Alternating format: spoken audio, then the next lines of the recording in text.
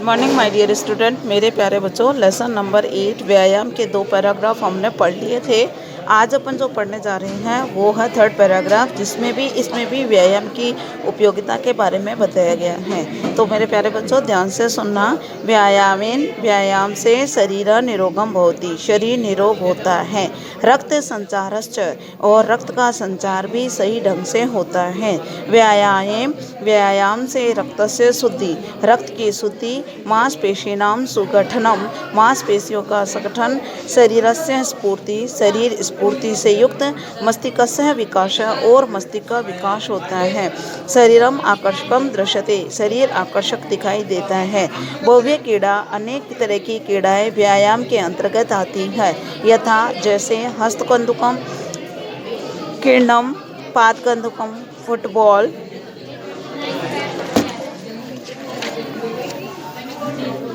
Cricket, hockey, badminton, tennis इत्यादि। जनानाम सर्वेषाम, सभी लोगों की श्रेणी के लिए व्यायाम की पृथक पृथक आचरणम श्रेयकरम, कि सभी लोगों की श्रेणी के लिए व्यायाम के पृथक पृथक आचरण श्रेयकर होते हैं, कल्याणकारी होते हैं। छात्र जीवन में तो व्यायाम परम आवश्यक अस्ति, परम आवश्यक होता है। अतः उत्तम, इसीलिए कहा गया है, व्यायाम पुष्ट गात्रस्य तेजो बुद्धि यश बलम प्रवर्धे मनुष्य तस्मात् व्यायाम।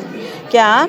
व्यायाम से शरीर तेज, बुद्धि और रस और बल से युक्त होता है, इसलिए हमें व्यायाम का आचरण करना चाहिए।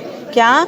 व्यायाम करने से मनुष्य का शरीर तेज, बुद्धि और यश और बल से युक्त होता है, इसलिए व्यक्ति को व्यायाम करना चाहिए।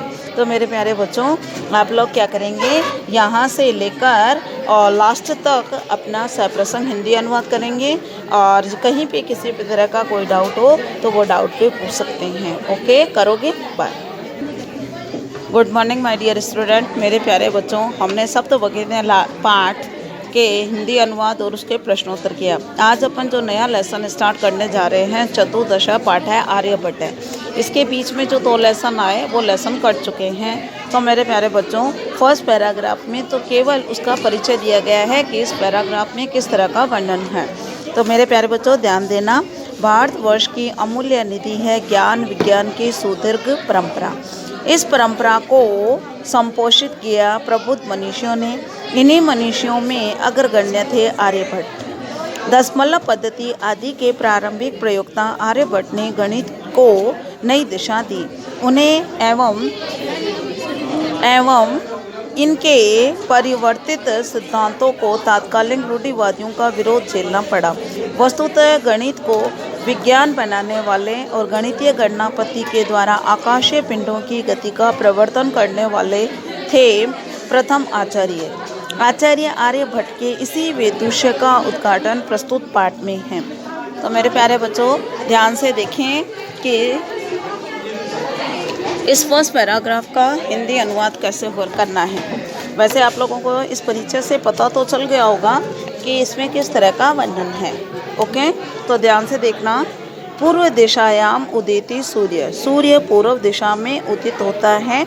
पश्चिम दिशायाम च अस्तम गच्छति, और पश्चिम दिशा में अस्त होता है। इति दृश्यते ही लोके, ऐसा संसार में देखा गया है। परंतु नहीं अनेन, इससे अबोध्यम अस्ति, इससे यह नहीं समझना चाहिए कि सूर्य गतिशील है। सूर्य अचल है और पृथ्वी चलायमान है, जो अपने अक्ष पर घूमती है।